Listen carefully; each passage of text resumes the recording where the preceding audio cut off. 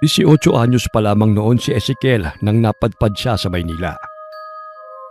Dahil sa kagustuhan na makatakas sa mapanakit na amain, sumakay siya ng barko na magdadala sa kanya sa banyagang lugar. Para mabuhay, iba't ibang trabahong pinasok niya. Hanggang sa inabot na siya ng 10 taon. Sa Maynila na rin siya nakapag-asawa. At kasalukuyan ngang 3 buwang buntis ang kanyang asawa na si Laida. Oh, bakit ngayon ka lang? Kanina pa kita hinihintay eh. Ang tagal kasing dumating nung magpapasahod sa amin. Kaya ngayon lang ako nakauwi. Jack na hindi ka pa kumakain. Teka lang ha, maghahain na ako. Nakapunta ka ba sa center kanina? Oo, inagahan ko nga ang punta para makaabot ako sa pinamimigay na libreng gamot. Sayang din kasi yun eh. Oo nga. Kumusta naman ang maghapon mo dito sa bahay? Maghapon lang ako nakahilata. Ewan ko ba, tamad na tamad akong kumilos. Ganito ata kapag buntis. Pati nga yata ang pagsusuklay hindi mo na rin magawa. Kanina lang umaga nung umalis nga ako para pumunta ng center. Di bale, maganda ka pa rin naman Nako, wag mo na akong bulahin. May salamin naman tayo dito sa bahay kaya alam ko ang itsura ko. Sabi mo nga ganyan na nagbubuntis. Kasama na yata ang maraming pagbabago sa katawan. Sabi nga ng mga buntis na kasabayan ko kanina. Oo nga pala. Pumunta dito yung landlady natin. Pinapasabi niya sa'yo na magtataas siya ng renta sa susunod na buwan. Ha? Bakit ngayon pa siya magtataas? Kung kailan kailangan natin mag-ipon? Ang laki pa ng itinaas. Halos dumoble na ang upa natin. Bakit naman sumabay pa? Kung kailan naman wala kaming OT sa trabaho? Sabi ko nga, bakit bigla naman kakong tumaas nang wala man lang abiso sa atin? Mukha talagang pera tong landlady natin eh. Tapos, hindi pa siya mapakiusapan kapag late ang bayad natin. Ang dami pang sasabihin niyan. Ang layo nga ng ugali niya sa nanay niya. Kung bakit kasi sa kanya pa ipinamana ng ina tong mga paupahan. Wala tayong magagawa kundi sumunod. Kung aalis naman tayo, ang hirap makahanap ng mauupahan ngayon. Tsaka ilang taon na tayo dito Mas panatag akong pumapasok sa trabaho dahil alam kong may mga kapitbahay tayong nagmamalasakit sa'yo. Inaalala ko rin kasi na baka hindi na natin kayanin yung upa. Tapos manganganak pa ako.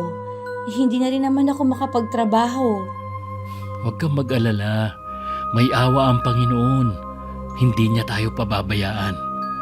Ay, mabuti pa kumain na tayo. Mamaya na natin yan pag-usapan. Pasensya ka na sa ulam natin ha. Binabudget ko lang kasi ang perang binibigay mo eh. Ang sarap naman ng ulam natin Basta ikaw, huwag kang magpapagutom kapag wala ako rito ha. Gusto ko maging malusog ang anak natin kapag lumabas siya.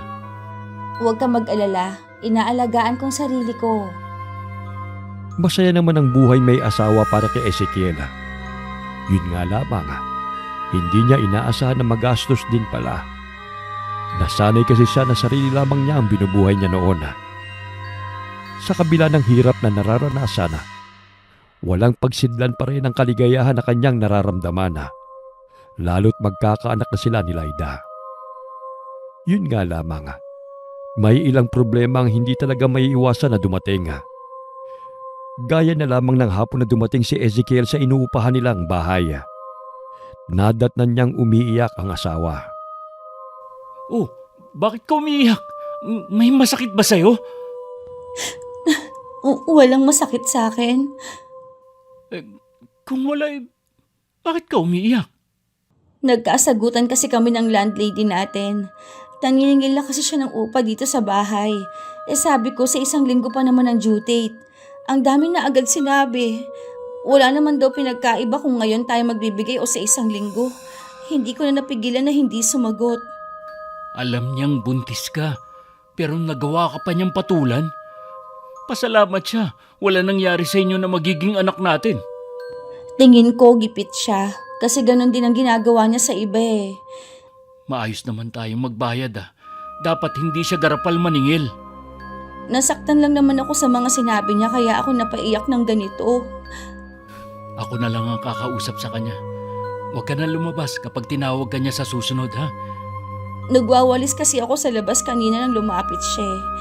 Alam nga naman na umiwas ako. Kung may stress ka lang sa kanya, siguro maigi nang humanap na lang tayo ng ibang mauupahan. Kapag humanap tayo, dapat na may advance at deposit na tayong nakahanda. Mauubos ang ipon natin. Ikaw lang kasi ang inaalala ko eh. Maghapon pa naman akong wala dito sa bahay. Susundin ko na lang ang sinabi mo. Hindi na lang ako lalabas ng bahay kahit mamaos na sa kakatawag ang landlady natin. Magkukunwari na lang akong tulog. Mukhang ayos ka na. Nakakapagbiro ka na eh. Kasama sa pagbubuntis ang pagiging iyakin. Tapos tatawa na ulit. May dala pala akong banana Q. Kumain ka muna. Para mas lalong gumaan ang pakiramdam mo. Lalabas lang ako sandali ha. O saan ka pupunta? Kakausapin ko lang yung landlady natin. Sasabihan ko lang na ako na lang ang kausapin niya sa susunod. Maayos namang hinarap si Ezekiel ang landlady nila. Nakiusap na rin sana kung maaari sa 1 linggo na lamang sila magbabayad sa upa. Umuulang naman ang ginang sa kanya. Mayroon pa kasing inaalala si Ezekiel tungkol sa kanyang trabaho. Nung unay ayaw sana niyang ipaalam sa asawa. Pero minabuti na rin niyang ipaalam para kung sakaling magkatotoo ang kanyang kutob, hindi na mabigla ang asawa. Sigurado na raw bang magtatanggalan? Usap-usapan na yun nung nakaraang pang linggo. Malay mo naman hindi ka matanggal. Kailangan syempre ng helper sa construction. Marami na kasi kaming mga helper. Ayon sa naririnig ko, magtitira na lang daw ng 2 hanggang 3. Kaya may agam-agam talaga ako na isa ako sa matatanggal. Lalo't hindi naman kami sanggang dikit ng kontraktor. Kung sakali man na matanggal ka, tsak na makakakuha ka kagad ng trabaho. Sa sipag mo ba namang yan? Pagdating sa trabaho, hindi lang dapat masipag ka. Kailangan mo rin ng backer. Kahit sa construction ka lang mag-a-apply. Ganun ba? Ano ngayon ang plano mo? Kakausapin ko yung kapitbahay natin. Meron daw kasi siyang alam na pwedeng applyan. Yun nga lang, mas mababa ang sahod kumpara dito sa trabaho ko. Ayos na yon, kesa naman sa mabakante ka. Kapag nakakita ka ng ibang trabaho, di saka ka lumipat. May naiisip pa akong ibang paraan. Ano naman yon? Naisip ko na umuwi na lang tayo sa probinsya namin. Di ba nga, kaya ka umalis doon dahil tinakasan mo ang amain mo, tapos babalik ka doon. 10 taon na rin naman na nakakalipas. Naisip ko na baka wala na doon ang amain ko. Meron ka pa bang kamag-anak na nakatira doon? Meron pa naman. Ang matandang pinsan ng tatay ko. Siya ang laging nagtatanggol sa akin noon. Dapat nga kasama niya akong umalis noon. Kaya lang, hindi ako pinayagan ng inay. 1 buwan na siyang wala noon nang mamatay naman ang inay. Na naging dahilan para maging malupit sa akin ang amain ko. Kung nandun siguro siya, baka hindi ako napadpad dito sa Maynila. Buhay pa kaya ang tiyuhin mong yun? Nararamdaman ko na buhay pa siya hanggang ngayon. Kung doon tayo magsisimula, natitiyak kong mas magiging maayos ang buhay natin doon. Dahil nga probinsya, mas mura mga bilihin kumpara dito. Ikaw ang bahala kung saan mo gustong tumira tayo. Kung sakaling kasama ako sa matatanggal, umuwi na nga lang tayo sa amin. Marami pa naman sigurong nakakakilala sa akin doon. Medyo matagal na rin naman ang 10 taon, pero malay mo nga, meron pang nakakakilala sa'yo. Sana hindi ka napipilitan lang na sumama sa akin doon. Kung ayaw mo naman, pwede naman na dito na lang tayo tumira. Kahit saan pa tayo tumira, basta kasama kita. Pangako ko naman sa inyo na magiging anak natin. Na magiging mabuti akong padre de pamilya. Hindi ko kayo pababayaan. Lalo ako magsisikap para sa inyo. Napalis naman ang agam-agam sa dibdib ni Ezekiel nang mabalitaan na hindi na magtatanggal sa kanilang trabaho. Dahil gusto niyang magpasalamat, dumaan muna siya sa simbahan. Hindi niya akalain na makikita ang dating kababaryo at dating kaklase. Sinabi ng lalaki na matagal na raw patay ang kanyang amain at matagal na rin siyang hinahanap ng kanyang tiyuhin. Labis ang saya ni Ezekiel sa nalaman na buhay pa ang kanyang tiyuhin. Mukhang masaya ka yata ngayon. Kasi kanina sa trabaho, sinabi sa amin na wala nang tatanggalin. Yun nga lang, wala nang overtime. Magandang balita yan. Mahirap din kasi maghanap ng trabaho ngayon eh. Meron pa akong sasabihin sa'yo. Kanina, nagkita kami ng kababaryo at naging kaklase ko nung high school. Dito na rin pala sila nakatira ng pamilya niya. Talaga? Kita mo nga yan? Dito pa talaga kayo nagkita sa Maynila ha?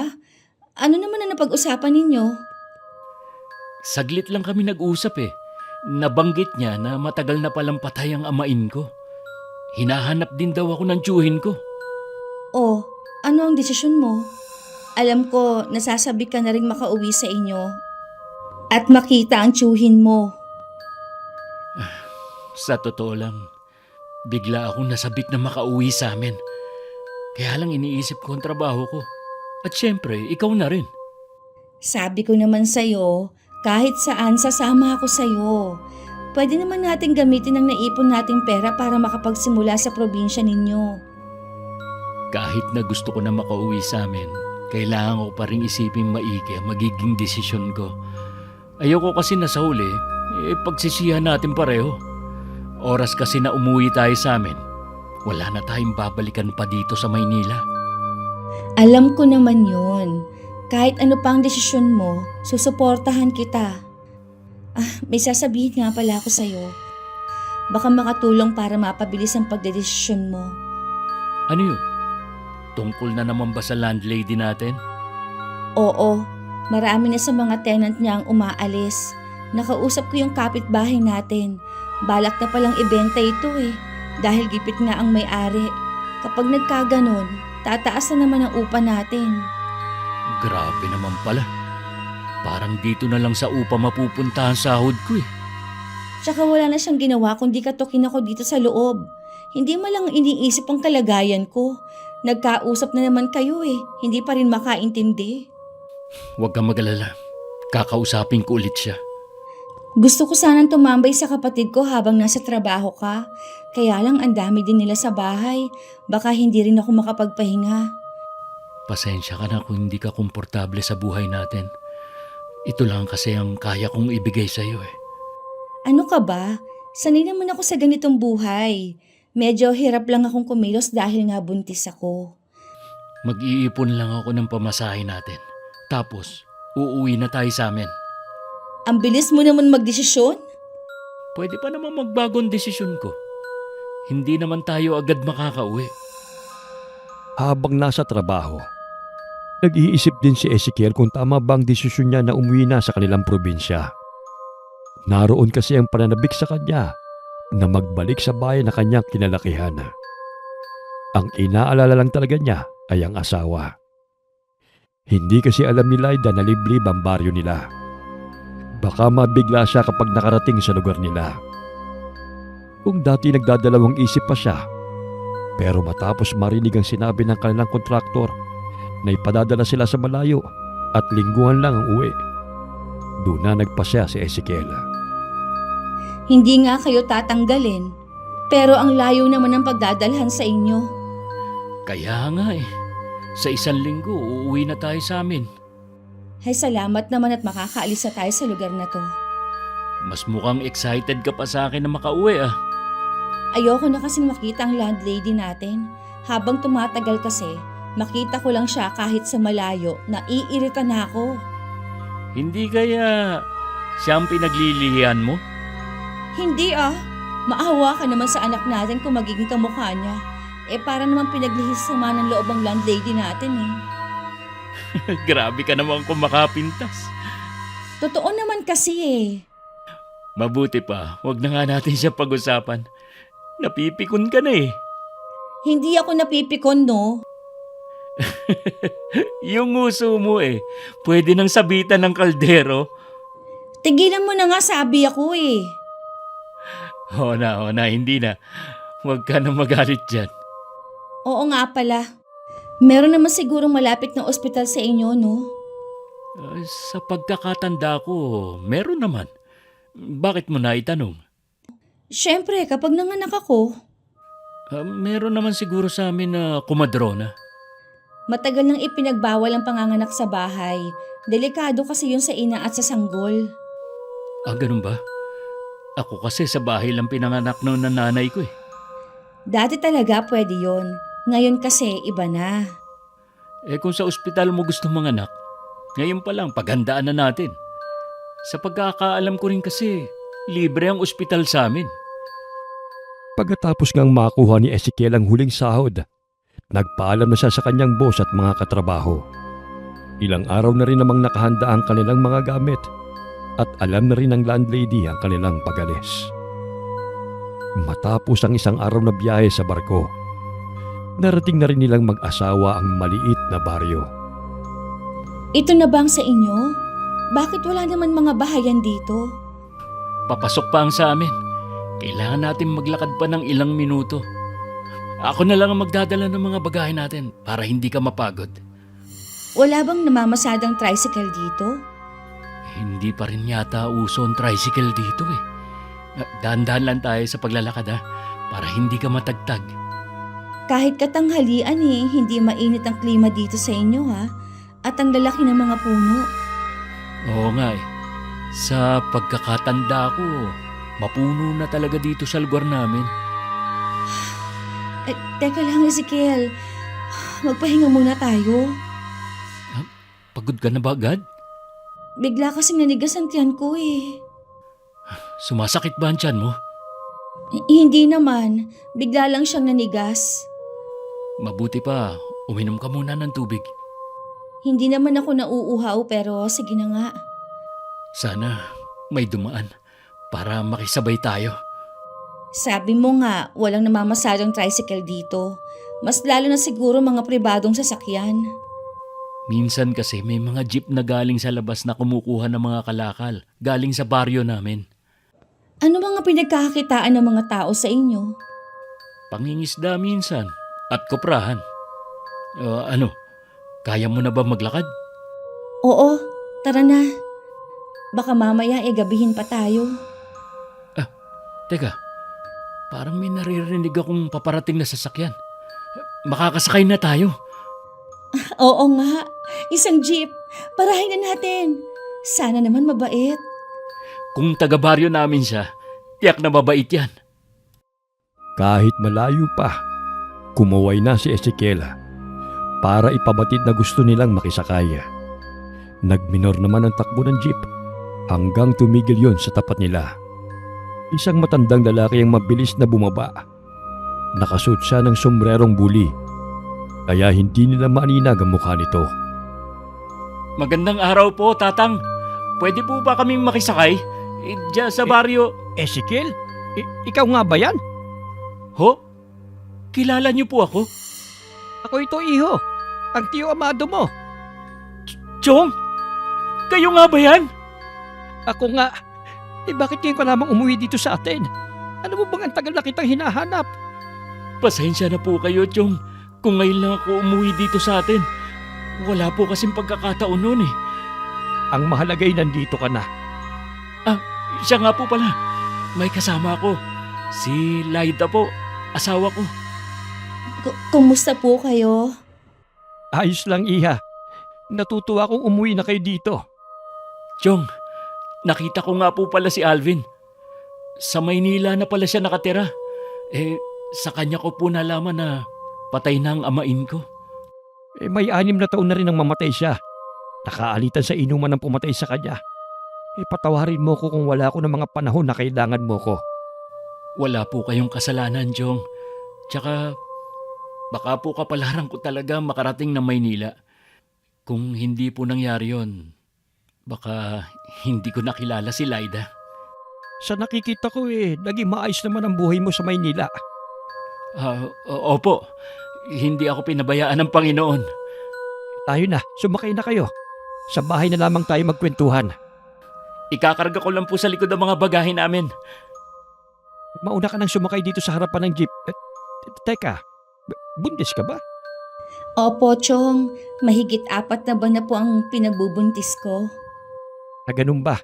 Sige na, sakay na. Baka abutan pa tayo ng malakas na ulan. Biglang dumilim ang langit eh. Habang pauwi, panay pa rin ang kwentuhan na magtiyuhin. Dahil malubak at mabato ang daan, hindi makapagmabilis ng takbo ang matandang lalaki. Si Laida naman panay ang sulyap sa paligid. Makalipas nga ang ilang minuto, narating na nila ang maliit na komunidad sa lugar na yon. Saktong nasa loob na sila ng bahay nang bumuhos ang ulan. Swerte natin, nandito na tayo sa bahay bago bumuhos ang ulan. Oo nga po, Chong. Buti na nga lang. Kumusta na nga po pala ang naging buhay niyo? Gaya mo, naging mabuti rin sa akin ang Panginoon sa loob ng ilang taon. Yun nga lamang, hindi ko maiwasan na mangulila sa iyo. Patawad po kung pinaabot ko pa ng 10 taon bago ako nagdesisyon na umuwi. Sabi mo nga'y may dahilan ng lahat. Ang importante, dininig ang matagal ko ng dasal na bumalik ka na rito. Napansin ko po halos walang nagbago sa lugar natin. Ganun na nga, para bang kinalimutan na ang lugar na ito ng lokal na pamahalaan. Bakit nga po pala sa loob ng 10 taon walang pagbabago? Dahil sa takot sa baryo natin, walang gustong pumunta rito. Pasensya na, Chong, hindi ko po kasi maintindihan. Anong kinatatakutan nila sa baryo natin? Ngayong nandito ka na, marami tayong oras para magkwentuhan. Sa ngayon magpahinga na muna kayong mag-asawa. Alam kong pagod kayo sa mahabang biyahe. Ay, sige po. Maiwan ko muna kayo rito ha. Sa kusina lang ako. Maghahanda ako ng hapunan natin. Parang ang aga niyo naman po magluto ng para sa hapunan. 5:00 pa lang kasi naghahapunan ng mga taga rito. Po? Ang aga naman po yata. Sa Maynila po kasi ganyang oras merienda pa lang namin. Ganito talaga sa probinsya, iha. Bawal na rin kasing gumala sa labas kapag 6:00 na. O siya, dito muna kayo ha. Sige po, Chong. Grabe pala dito sa probinsya niyo, no? Baka gutumin ka agad ako kapag ganun tayo kaagang kumain. Noon kasi wala pang kuryente dito. Puro gasera lang ang gamit namin. Kaya nasanay ang mga tao na maaga na lang magluto. Mahirap kasing kumilos kapag madilim. Mabuti may kuryente na dito ngayon. Oo nga Nung umalis kasi ako rito, wala pang kuryente. Wala man lang TV dito na pwedeng paglibangan. May radyo naman tayong debaterya. Doon ka na lang makinig para hindi ka mainip. Sana naman tumila na ang ulan. Gusto ko kasi maglibot-libot bukas. Sa tingin ko naman, hindi na rin magtatagal ang ulan. Dahil kanugnog lang ng sala ang kusina, naririnig ni Mang Amado ang pinag-uusapan ng mag-asawa. Unang kita pa lamang niya sa asawa ng pamangkin, mahihinuhan na niyang mabait ang babae. Nang makatapos magluto si Mang Amado, tinawag na niya ang dalawa para kumain. Nung gabi naman, dahil sa pagod sa biyahe, nakatulog ng mahimbing ang mag-asawa. Samantala si Mang Amado naman, pinapakiramdaman ang buong paligid. Magandang umaga po, Tio Amado. Pasensya na po kung tinanghali ako ng gising. Ayos lang, iho. Mabuti nga't hindi kayo nanibago. Si Laida nga pala. Tulog pa po. Tanghali na po talaga yun magising. Kahit nung nasa Maynila pa kami. Ganun po yata ang buntis Masaya ako na nandito kayo. Kaya lamang nag-aalala din ako para sa asawa mo. Ha? Bakit naman po? Malayo kasi tayo sa bayan. Ang meron lamang tayo dito si Mila na isang komadrona. Kung hindi maselan si Laida, pwede naman siyang paanakin niya. Ang problema po kasi, Chong, ayaw ni Laida na sa bahay manganak. Mas gusto niyang sa ospital. Natatakot po kasi siya, lalo't unang magiging anak namin. Nauunawaan ko naman. Kaya lang halos 6 na oras din ang biyahe patungong ospital. Wala namang problema dahil meron tayong jeep. Yun nga lang baka abutin na siya sa daan. Matagal pa naman pong manganganak si Laida. Baka po magbago pa rin ang isip niya. Sinabi ko lang to sa iyo para mapaghanda nyo ng mag-asawa. Sa totoo lang nasasabik na rin ako na makita ang apo ko sa iyo. Ganon din po ako. Alam mo ba, marami na nagbago sa lugar natin. Hindi ang lugar ang tinutukoy ko. Ingatan mo ang asawa mo. Huwag mo siyang aalisan ng tingin. Ibigay mo rin to sa kanya. Ano po ang nasa loob ng telang pula na yan? Asin ang nasa loob nito. Lagi niya kamong ilagay sa bulsa ng suit niya. Huwag niya kamong aalisin niya sa kanyang katawan. Para saan po ito? Proteksyon yan sa katulad niyang buntis. Sige po. Ibibigay ko po kay Laida pagising niya mamaya. Pagkatapos ng kanilang pag-uusap, nagpaalam naman si Mang Amado na pupunta muna sa likod bahay. Titignan lang di umano niya ang mga pananim. Hinintay naman ni Ezekiel na magising ang asawa para sabay na silang kumain ng almusal. Ano to? Proteksyon yan. Bigay ni Tio Amado. Ilagay mo lang sa bulsa ng suot mo. Huwag mong iwawala yan, ha? Anong nasa loob nitong tela? Asin ba to? Oo nga, asin nga. Para saan ba talaga to? Tiyak kasing naniniwala pa rin ang Tio Amando sa mga kasabihan nung araw tungkol sa mga buntis. Inaalala ka lang ng tiyuhin ko. Kaya mabuti, sumunod ka na lang. Para naman kasi ako nitong mga ngain ng manggang hilaw dahil may dalang asin. Huwag kang tumawa dyan. Ilagay mo na sa bulsa mo. Wala namang mawawala kung susunod tayo sa pamahiin nung araw. Oo na, ilalagay ko na sa bulsa ng suot ko. Siya nga pala, samahan mo ako maglibot ha? Oo naman. Pero hindi pa tayo pwedeng lumayo, ha? Matagal kasi akong nawala. Kaya hindi ko na alam ang nagbago sa lugar na ito. Oo nga pala, nasaan si Tio Amado? Bakit tayo lang ang nag-aalmusal? Nasa likod lang nitong bahay. Binibisita ang mga pananim niya. Kanina pa rin siya kumain. May itatanong nga pala ako sa'yo. Anong tatanong mo? Bakit mag-isa lang dito ang tiyuhin mo? Wala ba siyang asawa? May asawa si Tio Amado. Namatay nga lang sa panganganak kasama ng anak nila. Mula noon, hindi na ulit siya nag-asawa. Nakakaawa naman pala ang nangyari sa tiyuhin mo. Nangyari yon bago pa ako ipanganak. Kay inay ko nga lang nalaman yun eh. Wala ka bang balak dalawin ang puntod ng nanay mo ngayon? Sa ibang araw na lang siguro. Kapag kasi umuulan, binabaha ang sementeryo dito sa amin. Baka bukas o di kaya sa Makalawa na lang ako dadalaw. Gusto ko rin sa mama para magbigay respeto sa nanay mo. Nang araw na yun, naglakad-lakad ang mag-asawa. Palakaibigan naman ang mga taga-roon dahil binabati at nginingitian sila. Isa lamang ang napansin ni Laida. Kakaibahang tingin na ipinupukol nila sa kanyang maumbok na tiyan. Hindi tuloy niya maiwasan ang mailang. Pagka-uwi nilang mag-asawa, kinausap niya si Ezekiel tungkol sa napansin. Napansin mo bang tingin ng mga tao sa tiyan ko kanina? Oo, parang namamangha nga sila eh. Pero mapabait naman sila. At kita mo, binabati pa tayo. Tsaka, bakit parang mga walang bata sa labas na naglalaro? Hindi naman kasi ito katulad sa Maynila na ang aga-aga nasa kalsada na ang mga bata at naglalaro.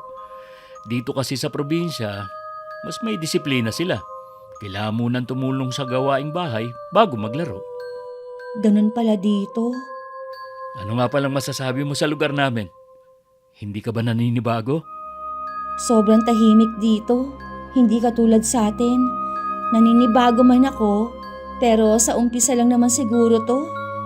Ganitong buhay kasi ang namimiss ko. Kahit matagal akong tumira sa Maynila, ito pa rin ang hinahanap-hanap ko. Matanong ko lang, ano kayang trabaho ang pwede mong pasukan kung sakali dito? Pwede naman ako sumama sa pangingisda kapag maganda ang panahon. O di kaya magpapatulong ako kay Tio Amado. Hindi naman ako maselan sa pagkain. Ayos na sa akin kung araw-araw man tayong mag-ulam ng isda at gulay. Ang inaalala ko lang kasi, yung panganganak ko. Napag-usapan na nga namin yan ni Chong. Sabi niya, kumandro na lang ang nandito. Malayo kasi ang ospital dito eh. Halos 6 na oras din ang biyahe. Inaalala niya baka abutin ka sa daan. Natatakot naman kasi ako kung sa bahay ako manganganak. Pero kung magaling naman ang kumadrona na sinasabi mo, pwede na siguro dito sa bahay kesa naman na abutan ako sa daan. Matagal pa naman ang kabuanan mo. Tsaka na lang natin yun isipin. Sa ngayon, relax ka lang muna. Oo, nawawala naman ang pag-aalala ko dahil alam ko na hindi mo ako pababayaan. Hindi talaga. Ay siya nga pala, bilin pala ni Cho Amado na huwag kang aalis ng mag-isa. Saan naman ako pupunta kundi sa paligid lang naman? Marami kasing paniniwala ang mga taga rito tungkol sa mga buntis. Ayaw ka lang niyang mapahamak. Salamat ka mo sa pagmamalasakit niya. Huwag kayong mag-alala, mag-iingat ako. Hindi lang masabi ni Ezekiel sa asawa. Tila mayroong itinatago sa kanila ang kanyang tiyuhin. Hindi tuloy niya maiwasang isipin na baka meron yung kinalaman sa mga nilalang ng dilim. Noong bata pa kasi siya, marami siyang naririnig tungkol sa mga aswang na nambibiktima ng mga buntis at bata. Isang umaga, naabutan niya nagsisibak ng kahoy na panggatong ang kanyang tiyuhin. Lumapit siya at naggalok na siya lang magtutuloy. Uy, baka mabigla ka. Manakit ang katawan mo. Sanay po ako sa mabibigat na trabaho. Tsaka gusto ko na rin pong sanayin ang sarili ko sa gawain dito sa probinsya. Kumusta na nga pala si Laida? Hindi ba siya nanibago? Nanibago po. Pero gusto daw niya dito sa atin dahil tahimik at sariwa ang hangin. Maganda ang klima dito sa atin para sa pagbubuntis niya. Chong, nangingisda pa rin po ba kayo? Minsan-minsan kapag maganda ang panahon. Gusto ko po sanang sumama sa inyo Pwede naman. Kaya lamang sa gabi ako pumapalaot. Walang mga kasama ang asawa mo. Sanay naman po siya na mag-isa sa bahay. Siguro sa pinanggalingan niyo.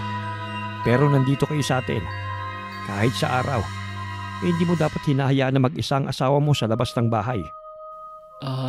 Chong, sabihin niyo nga po, meron po ba kayong hindi sinasabi sa akin? Sa bagay malalaman mo rin ito. Siguro napapansin mo na walang gaanong bata sa labas na naglalaro. Wala rin buntis sa baryo natin. Dahil yun ang iniiwasan ng mga taga rito. Napansin nga po namin yun ni Laida. Ano nga po ba ang dahilan? May gumagala kasing aswang dito sa baryo natin. May nabiktima na po ba dito sa atin? May mga muntikan ng mabiktima. Madalas ang gusto niyang biktimahin ay mga buntis at bata. Kilala niyo po ba kung sino ang aswang? Isa siyang matanda na naninirahan sa bundok. Hindi siya nakikisalamuha sa mga tao, kaya mahirap siyang mahuli.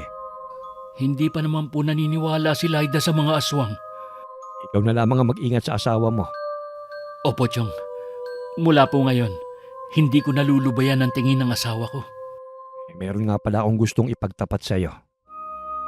Namatay ang asawa ko at ang sanggol na isisilang pa lang sana niya dahil sa isang aswang. Sinabi ko na lamang na namatay sa panganganak para matapos na ang pagtatanong ng mga tao noon. Kaya ako sinasabi to sa iyo para hindi mangyari sa iyo. Nakaramdam naman ng habag si Ezekiel sa tiyuhin at sa mag-ina niya. Kahit matagal na yung nangyari. Dama niya rin ang labis na pagmamalasakit ng matandang tiyuhin sa kanila. Katunayan ng mga sumunod na araw, naglagay pa siya ng mga pangontra sa buong paligid ng bahay. Huh? Ano tong nakasabit sa likod ng pinto na animoy latigo? Yan? Tawag dyan, buntot pagi. Kakaiba naman ang pang-display dito sa bahay ng tiyuhin mo. Uso pala dito na dinidisplay ang mga bawang sa mga bintana. Sadya talagang nilagay yan dyan para pangontra. Pangontra para saan? Baka hindi ka maniwala. Pero totoo talaga yon. Totoo ang alin? Tungkol sa mga alagad ng dilim. Katulad ng mga aswang. Nagbibiro ka lang, di ba? Seryoso ako. May aswang talaga dito sa lugar natin. Kaya nga ayaw ng tiyuhin ko na alisin ko ang tingin ko sa'yo. Talaga palang may aswang? Di ba ang mga gusto nilang bibiktimahin, yung mga katulad kong buntis? Oh, pero huwag kang matakot. Poprotektahan kita kahit buhay ko pa maging kapalit. Mali ata na umuwi tayo dito. Wala na tayong magagawa. Nandito na tayo eh. Ngayon alam ko na kung bakit ganun ang tingin ng mga tao sa tiyan ko. Sinabihan din ako ng ilan nating kapitbahay na mali na tumira ako dito. Para bang babalayon sa akin. Huwag kang matakot. Nandito kami ni Tio Amado. Anong wag matakot? Pagkatapos mong sabihin yan, anong gusto mong gawin ko? Maging kalmado pa rin? Hindi naman kasi makakatulong kung magpapanik ka. Bakit hindi mo agad sinabi nung nasa Maynila pa tayo? Eh, kailan lang sinabi ng Tiyong eh. Alam mong matagal akong nawala sa baryo namin. Umuwi na lang kaya tayo sa Maynila. Alam mong wala na tayong babalikan sa Maynila. Mahihirapan na ulit tayong magsimula doon.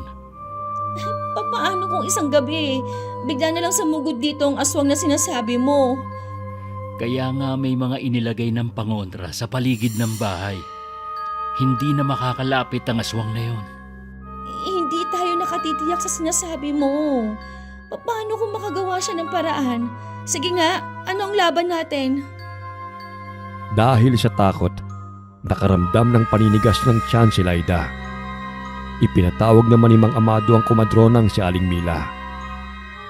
Nakahiga si Laida sa silid nilang mag-asawa habang habol ang paghinga.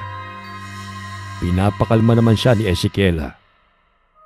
Nang dumating ang kumadrona, pinalabas muna siya nito. Huwag ka matakot, iha. Hihilutin kita para kumalma ka. Sino po ba naman ang hindi matatakot kung meron palang aswang sa lugar na to? Hindi ka magagalaw ng aswang na yun. Kami ang bahala. Hindi ko pa rin po maiwasan na hindi matakot.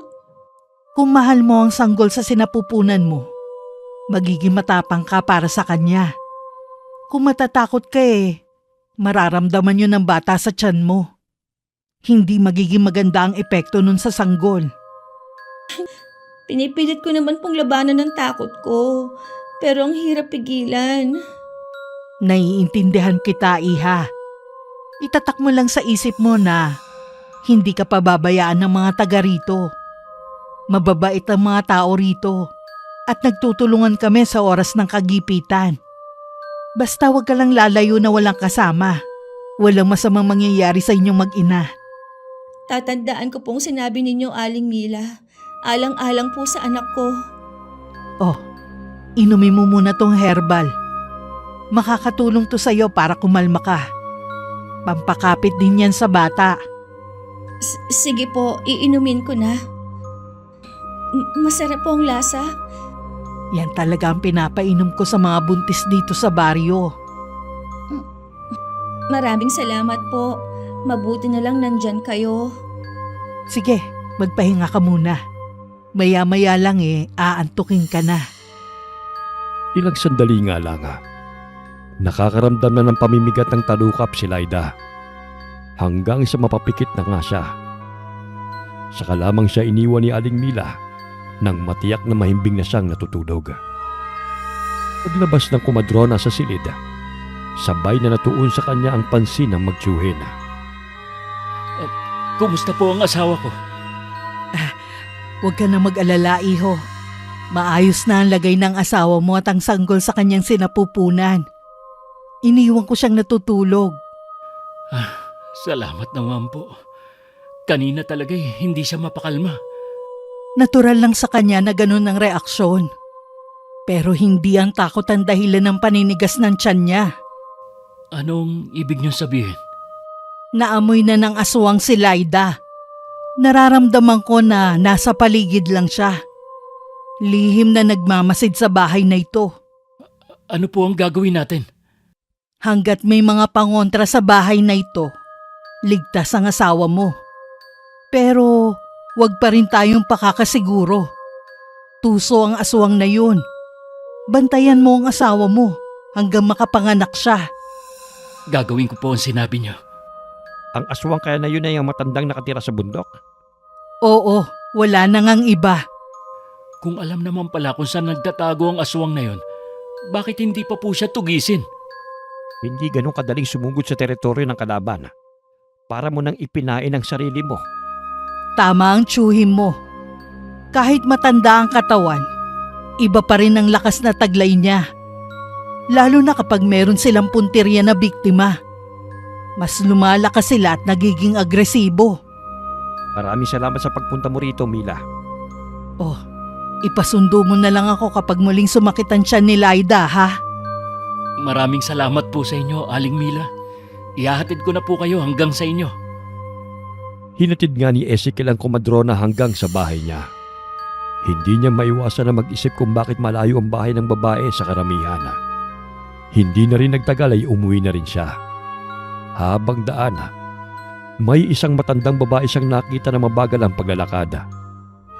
Sa pag-aakalang residente yun sa lugar, hindi na lamang niya yun pinansin pa. Nang makalampas siya, hindi niya napigilan ng mapalingon. Ganun na lamang ang gulat niya na isang magandang babae ang nakalingon sa kanya. Nang magpalinga-linga siya, wala na ang matandang babae kanina. Bakit kayong kalang? Naihatid mo ba si Mila sa kanila? Opo, pagkahatid ko naman po sa kanya umuwi na agad ako. Wala pang kalahating oras ang papunta sa bahay nila. 2 oras kang nawala. Ho? Paano po nangyari yun? Meron ka bang nakasalubong habang pauwi ka rito? Meron po, isang matandang babae.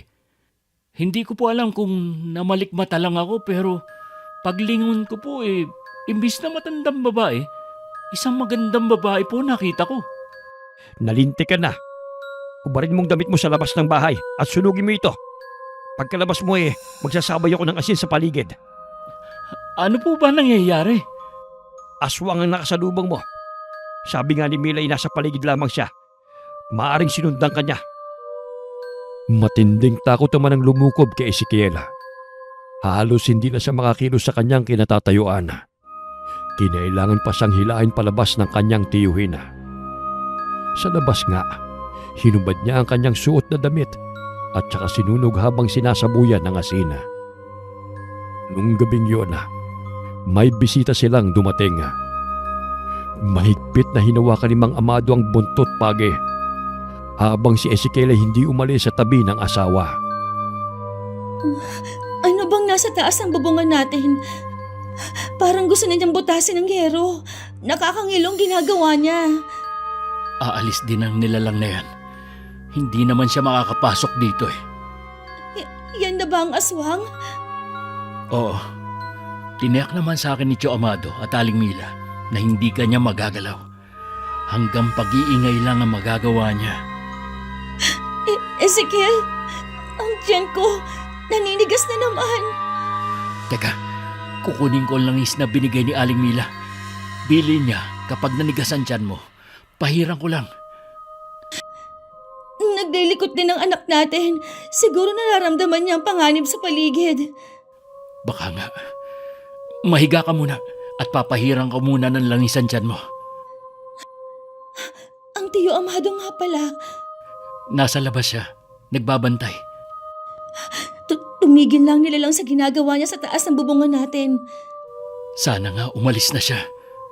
Hindi na rin naninigas ang tiyan ko. Salamat naman. Magdamag na hindi natulog si Ezekiel sa pagbabantay sa asawa. Bawat kaluskos na naririnig, nagiging alerto siya at mahigpit na hinahawakan ng itak sa kanyang tabi. Ganun din si Mang Amado na nasa sala ng bahay. Nararamdaman din niya kasi na nasa paligid lamang ang aswang. Kinabukasan, nalabasan ni Ezekiel ang tiyuhin na may tinitignan na bakas sa labas ng bahay. Ano po ang mga bakas na yan sa lupa? Mga bakas ito ng aswang kagabi. Tinataka na niya ang bakuran natin. Kasi dito talaga siya makuha ang sanggol sa sinapupunan ng asawa mo. Tiyak na babalik po siya rito. Ang mabuti pa, bakuran natin ang mga buho ang paligid nitong bahay. Sige po, Chong. Tutulungan ko na kayo sa pagkuha ng buho. Walang kasama ang asawa mo rito. Ako na lamang ang kukuha. May araw naman po. Tiyak na hindi lalabas ng bahay si Laida. Para mapabilis na din po ang pagkuha natin ng mga buho. Sige na nga, kukunin ko lamang ang 2 itak sa kusina. Magbibilin lang po ako kay Lyda. Gising na rin naman po siya eh. Naabutan ni Ezekiel ang asawa na nagliligpit ng kanilang higaan. Pagkatapos magpaalam, umalis na silang magtiyuhin. Ilang oras na rin ang nakakalipas. Nainip na si Lyda sa paghihintay. Kaya naisipan na lamang niya na lumabas ng bahay at doon maghintay. Magandang araw sa iyo, Iha. Ha?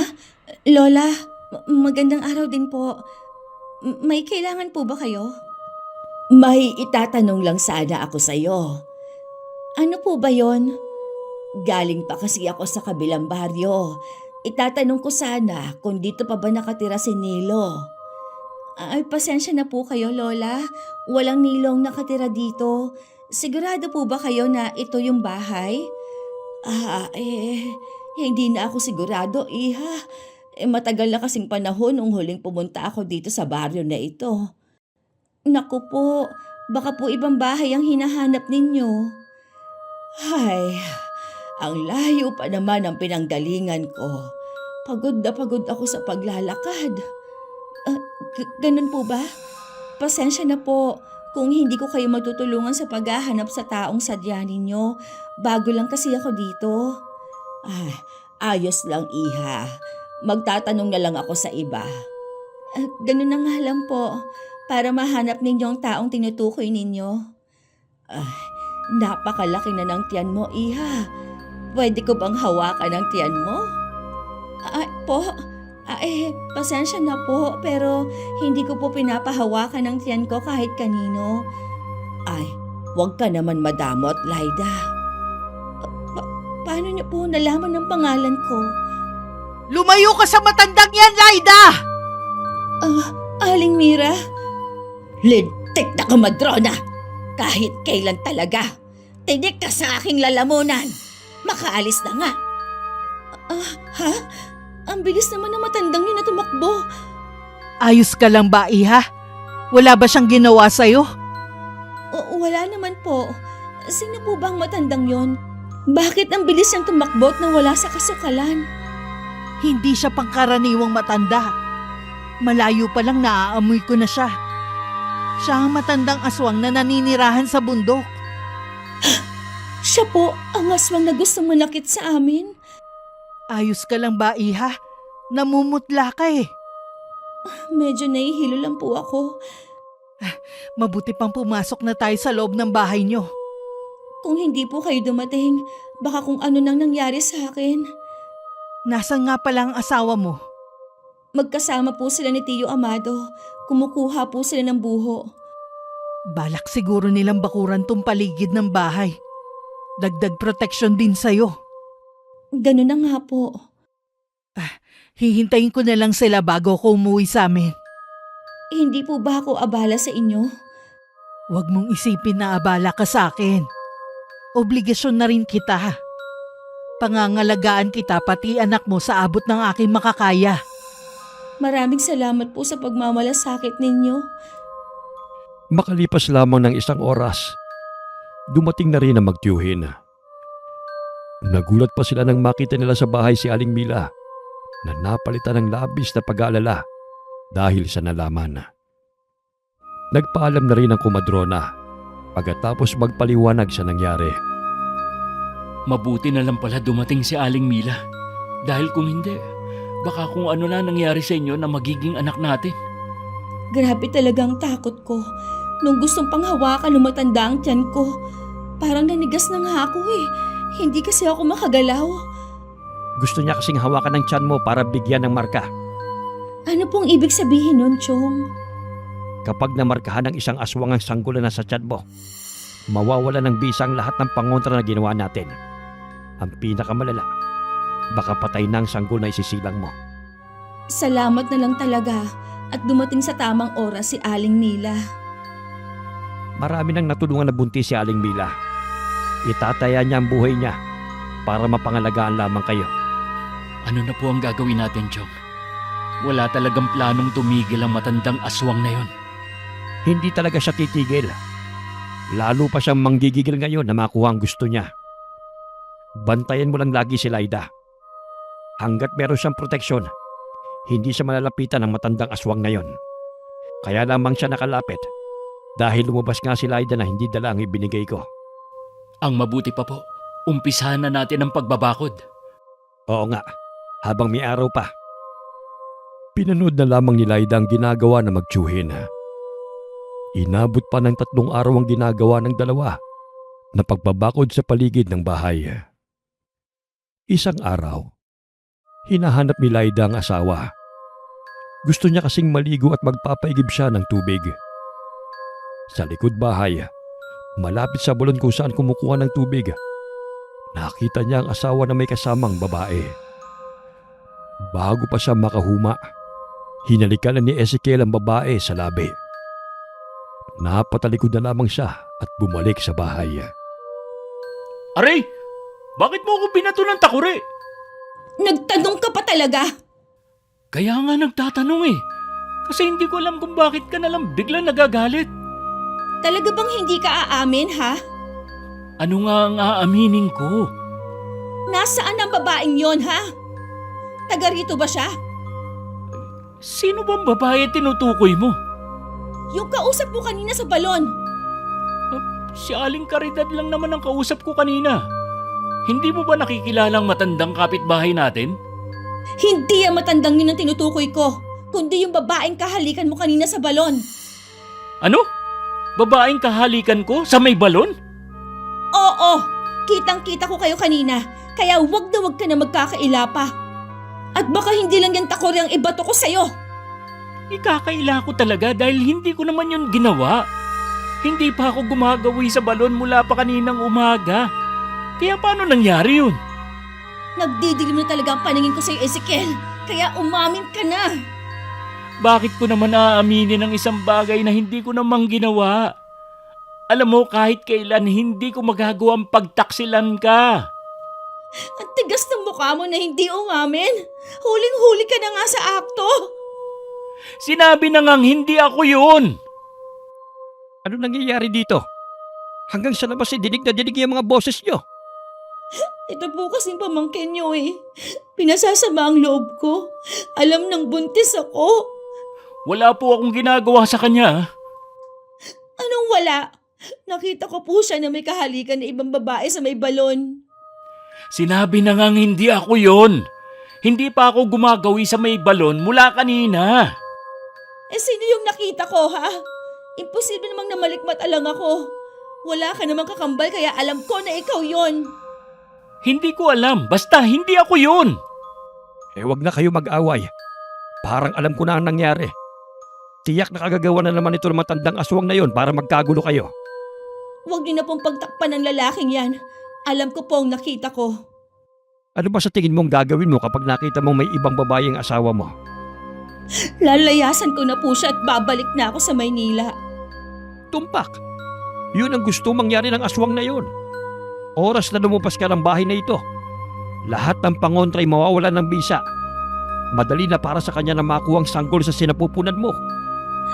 Pero paano niyo po ipaliliwanag ang nakita ko? Ilusyon lamang ang nakita mo para guluhin ang isip mo. Ano? Naniniwala ka ng hindi ako yun? Hindi pa rin ako kumpinsido. Pambihira ka naman. Sinabi ko na nga sa iyo eh. Nagkaayos din naman kaagad ang mag-asawa. Nang tumanaw si Laida sa labas ng bintana, nakita niya ang matandang babae na nasa labas ng bakuran nila. Gumiti pa ang matanda at saka kumaway. Akmang lalabas si Ezekiel para puntahan ito, pero bigla na lamang nawala ang matandang babae. Madalas ko pa rin makita ang matandang aswang sa labas. Tila ba hinihintay lang niya akong magkamaling lumabas ng bakod. Kaya nga hindi ka pwedeng lumabas ng bahay na hindi ako kasama. Baka mamaya gamitan ka niya ng hipnotismo. Habang nilalapit ang kabuwanan ko, lalo tuloy ako natatakot. Ipanatag mo lang ang loob mo. 3 kaming magtatanggol sa'yo laban sa matandang aswang na yon.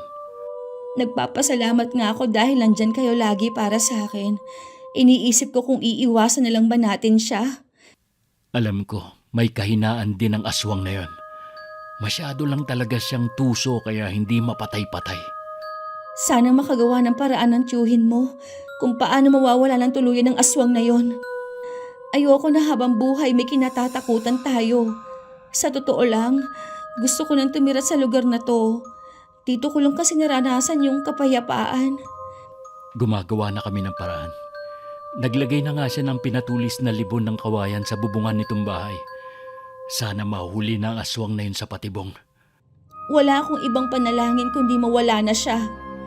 Mas makapangyarihan pa rin ang Panginoong Diyos. Hindi niya tayo pababayaan.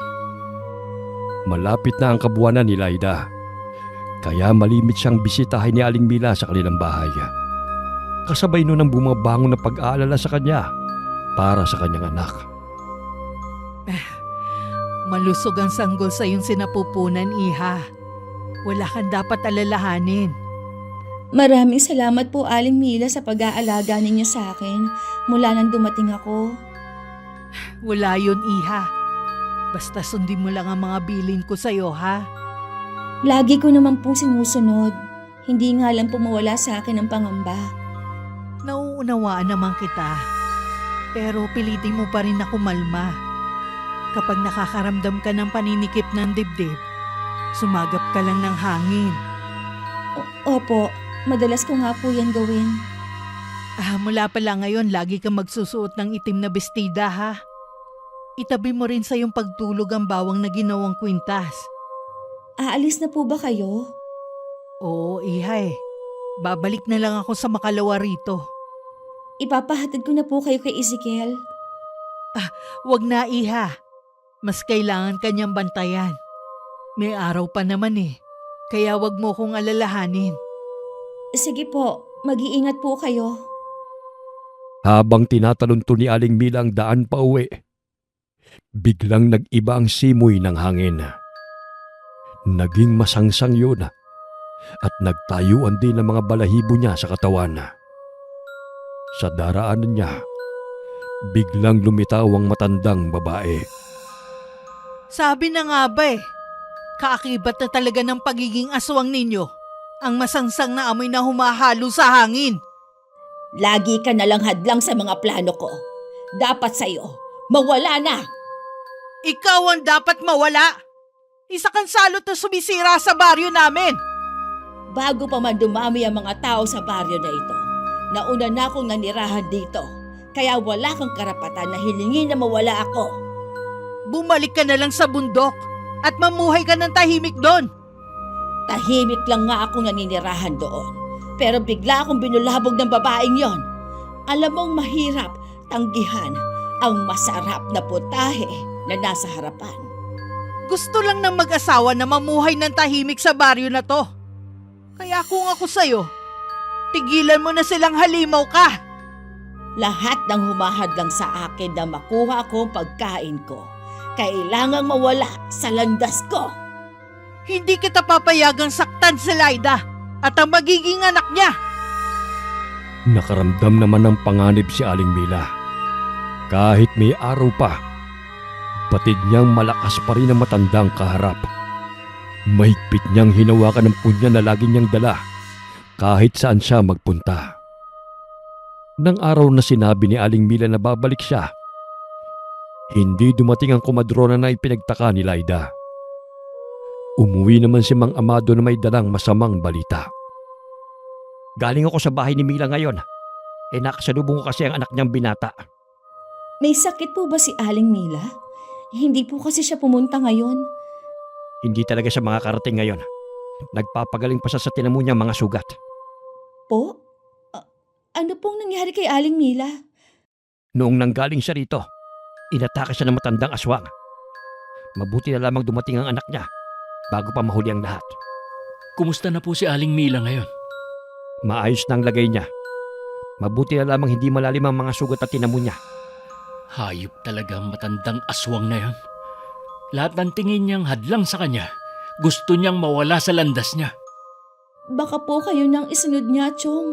Mag-iingat po kayo. Tama po si Laida. Huwag niyo akong alalahanin. Kaya kong pangalagaan ang sarili ko. Kailangan lang natin magdoble ingat.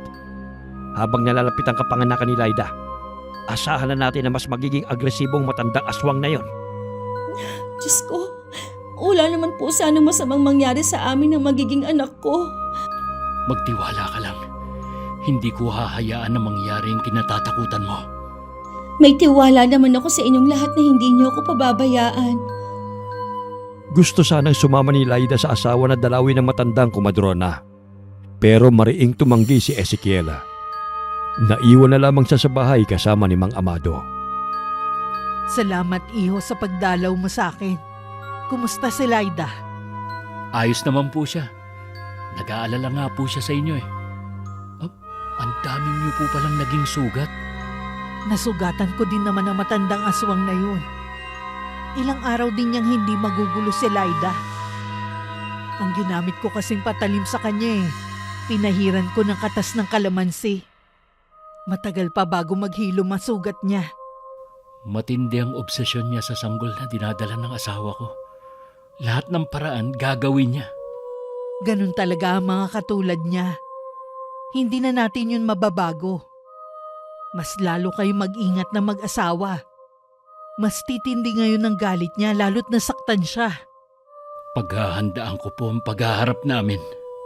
Kahit gaano pa siya kabangis, may kahinaan din na matandang aswang na yun.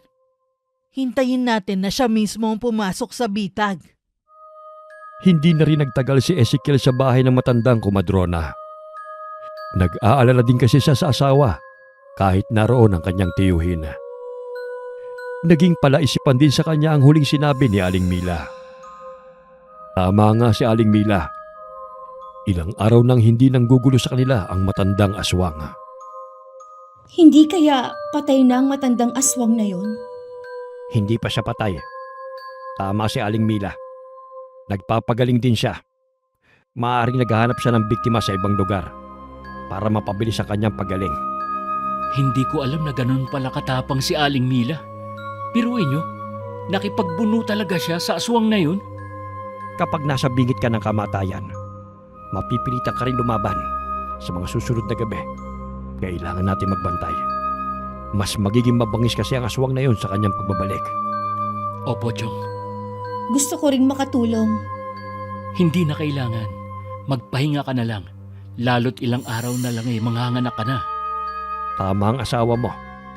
Hindi ka naman pwede magpuyat katulad namin. Makakasama yun sa inyong mag-ina. Sige na nga po. Hindi na ako mamimilit na tumulong. Ilang araw na lamang ay manganganak na si Laida. Kasabay naman noon ang hindi niya pagkatulog. Dahil sa matandang aswang na gabi-gabing bumibisita sa kanila. Madalas siyang mahilo dala ng matinding puyat. Sa bahay na rin nila naglagi si Aling Mila para mabantayan ang kanyang kalagayan. Hayaan na naman siya. Magdamag na naman siyang gagawa ng ingay. Gusto ko na nga labasin ng mga nakaraan. Pero pinipigilan ako ni Tio Amado. Tama lang na hindi ka lumabas. Sa tingin ko ang alaga lang niyang ibon ang gumagawa ng ingay para maging patibong sa inyo. Bakit hindi siyang pumunta dito sa bahay? Dahil hinihintay niya ang mismong araw ng kapanganakan ni Laida. Hindi niya makukuha ang anak ko. Hindi ako papayag. Hindi niya makukuha ang anak natin. Dadaan muna siya sa ibabaw ng aking bangkay bago siya makalapit sa inyo. Kailangan mong pilitin na maging kalmado, iha. Magpakatatag ka alang-alang sa anak mo. Manganganak na po ba si Laida? Baka mapaaga ang panganganak ng asawa mo, iho. Wala naman akong nakikitang masama kung sakali. Relax ka lang. Nandito lang ako sa tabi mo. Oo, pinipilit ko naman eh. Ang mabuti pa ay magpainit ka na ng tubig. Ihahanda ko na rin ang mga kailangan. Sige po, lalabas po muna ako. Ikaw naman, iha. Anong masakit sa'yo? Napapadalas na po ang paghilab ng tiyan ko. Tsaka masakit na rin po ang balakang ko. Parang umiikot ang sakit. Manganganak ka na nga talaga. Kailangan lakasan mo ang loob mo. Lumabas muna ng silid si Ezekiel. Iniwan niya muna ang asawa na nakatulog. Kahit nakapikit, Bakas pa rin sa kanyang matinding sakit na pinagdadaanan. Naabutan pa niyang tiyuhin na lumabas ng bahay. Kinuha lamang niyang itak at saka sumunod na lumabas. Chong, bakit po kayo lumabas? Oh, may pana po pala kayo? Ginagamit ko ito tuwing pumapalaot ako noon. Gusto ko kasing mahuli ang ibon na yun eh. Sabi nga po ni Aling Mila, alaga nga daw yun ng matandang aswang. Ganun na nga. Ayun! Sa may bubungan pala siya. Humanda ka sa akin. Wala kang kawala sa aking palaso. Natamaan niyo po! Kaya lang, nakalipad pa siya. Hindi na rin naman yun makakalayo pa. Malubha ang tama niya. Ang galing niyo po talaga. Gaya ng pangako ko noon sa sarili ko, hindi na ako papayag na maulit ang nangyari sa mag-ina ko. Pumasok na po tayo sa loob. Magsusunog na lang muna ako ng mga lumang gulong. Para kung sakali mang manganak ngayong gabi si Laida, hindi niya maaamoy. Sige na, puntahan mo ng asawa mo. Ako nang bahala rito. Sige po, Chong. Papasok na ako. Pagkapasok ni Ezekiel sa bahay, narinig niya ang pag-ire ng asawa. Dali-dali siyang pumasok sa loob ng silid at tumabi kay Laida. Kumapit naman sa kanya ang asawa na tila humuhugot sa kanya ng lakas. Sige, konti na lang iha. Nakikita ko na ang ulo ng sanggol. Konting iri pa. Kaya mo yan. Konti na lang. Makikita na rin natin ang anak natin.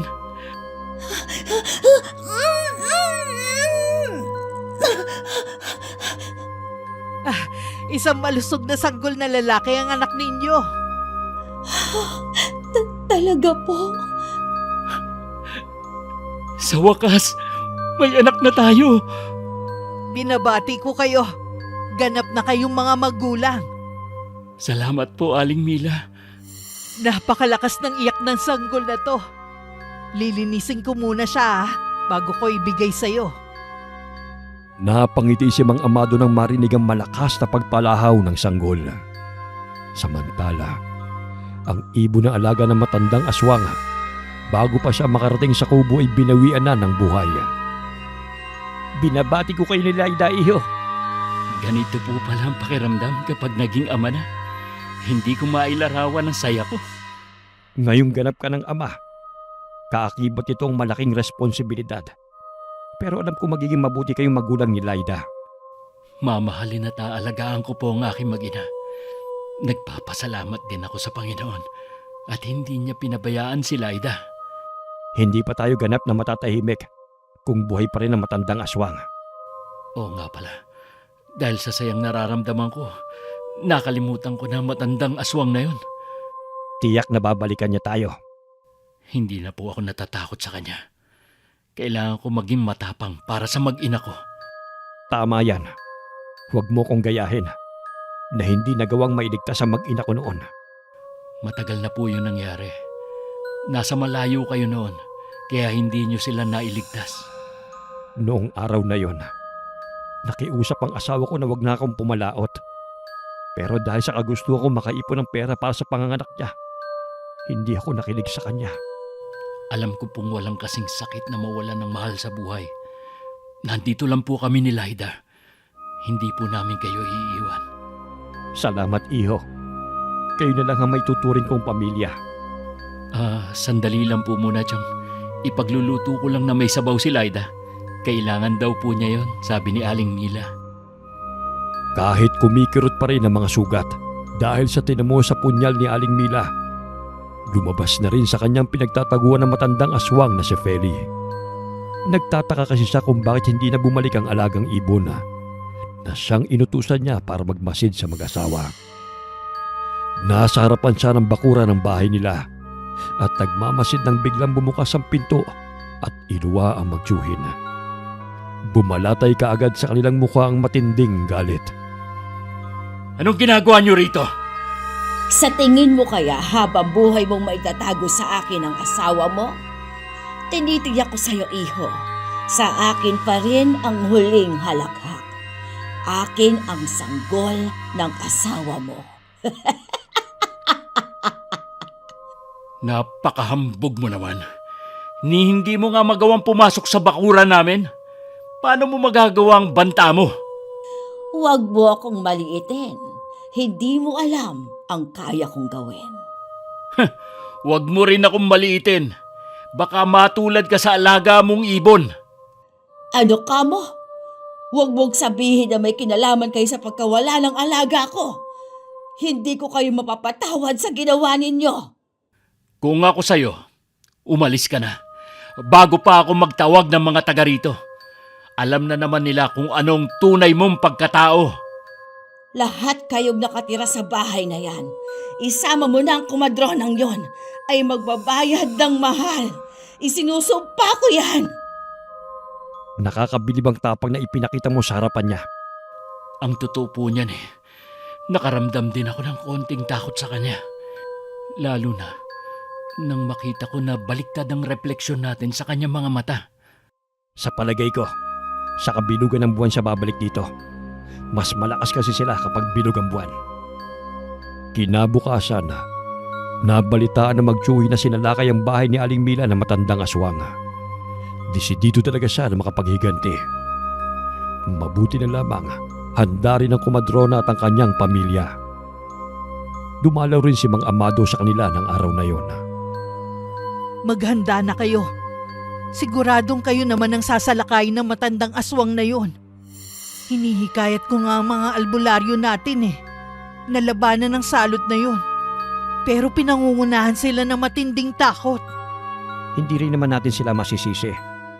May palagay din pala ako na hindi pa rin niya alam na nakapanganak na si Laida. Oras na malaman niya yon, lalong titindi ang galit niya. Handa na naman kami ni Ezekiel sa pagdating niya. Malakas at maliksi pa rin siya sa kabila ng edad niya. Pero alam ko ang kahinaan niya. Puntiryahin mo ang kanyang puso mula sa likod. Kailangan lang ding pahiran ng katas ng kalamansi ang talim na gagamitin mo. Salamat sa sinabi mo. Malaking tulong yan sa amin. Alam ko na ang gagawin ko. Gabi na, maliwanag at bilog ang buwan. Tad-tad din ang pangontra tulad ng asin at bawang ang silid ni Laida. Kanina pa rin nahihimbing ang kanyang anak.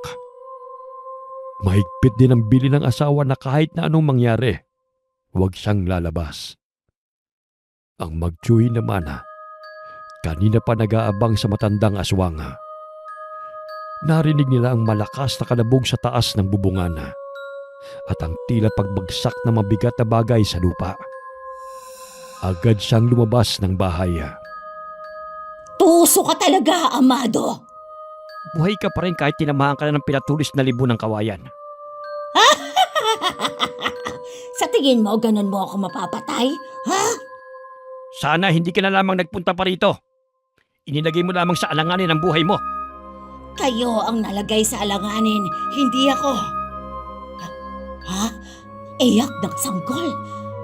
Oo. Ilang araw nang nanganak si Laida. Nabigo ka sa iyong balak. Nilinlang niyo ko. Magbabayad kayo ng mahal. Sino ang sumaksak sa likod ko? Ikaw? Para yan sa lahat ng mga naging biktima mo. Hindi. Maawa kayo sa akin. Pangako, lalayo na ako sa baryo na to. Hindi na ako magpapakita pa sa inyo. Huli na para sa pagmamakaawa mo. Sana noon pa, pinili mo ng magbagong buhay. Maawa na kayo sa matandang katulad ko. Tapusin mo na siya, Ezekiel! Huwag kang magpapadala sa pagpapaawa niya! Hindi na ako lalaban pa. Mahina na ako, iho. Maawa ka na. Hayaan mo na lang ako makaalis. Huwag kang papalinlang sa kanya! Tapusin mo na siya! Wag! Maawa ka! Wag! Dahil tila itinulos na sa kinatatayuan nito si Ezekiel, si Mang Amado na lamang ang tumapo sa buhay ng matandang aswang na matagal nang naghahasik ng lagim sa kanilang baryo. Mula ng gabing yun, naging payapa ng muli sa baryo. Hanggang sumapit ang araw ng kapiestahan sa baryo. Sa wakas, mabibinyagan na rin ang anak natin. Gusto ko sana kapag nag-1 taon na si Josh, bumiyahe tayo pa uwi ng Maynila.